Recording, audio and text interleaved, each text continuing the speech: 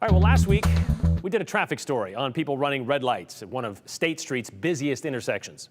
When we brought it to Boise Police and Ada County Highway District's attention, well, they suggested it was both a driver problem, and a timing of the lights problem.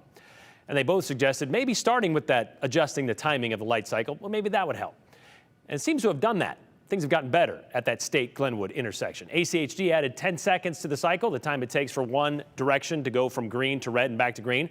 They added 10 seconds there, and they also added a half second to the red light interval, that time in the cycle where it's red for everyone to allow the cars to clear the intersection safely. That prompted a whole lot of you to suggest other intersections we should look into and other traffic issues we should address. After the story aired Friday, Joe just mentioned, top of his head, a reminder to get out of the way of emergency vehicles. Well, Sharon had concerns on how to do that when there is traffic in every lane and I'm stopped at a left turn light. I don't know where to go safely, she says. Could there be a story asking police officers how to clear for emergency vehicles? Well, we did that. We asked Boise Police what to do when you're stopped at an intersection and an emergency vehicle, fire truck, ambulance, police. They come up behind you with lights and sirens. So the biggest thing that we really ask is if, there's room to move to the right without going out into the intersection, that would be our first preference, is try to move to the right side of the road.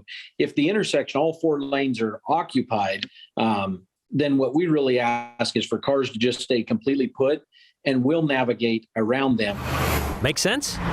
Well, maybe a little hands-on illustration would help. Okay, here's the situation. It's a four-way intersection with cars pretty much everywhere. You are in this left-hand turn lane, going to go that direction. Then you hear the emergency vehicle coming up behind you, and the question is, what do you do? Well, we asked this question of Corporal Kyle Wills of Boise PD, and he says basically, do nothing. Just stop. He said your inclination may be to kind of go through the intersection and then get out of the way to allow this emergency vehicle to come through.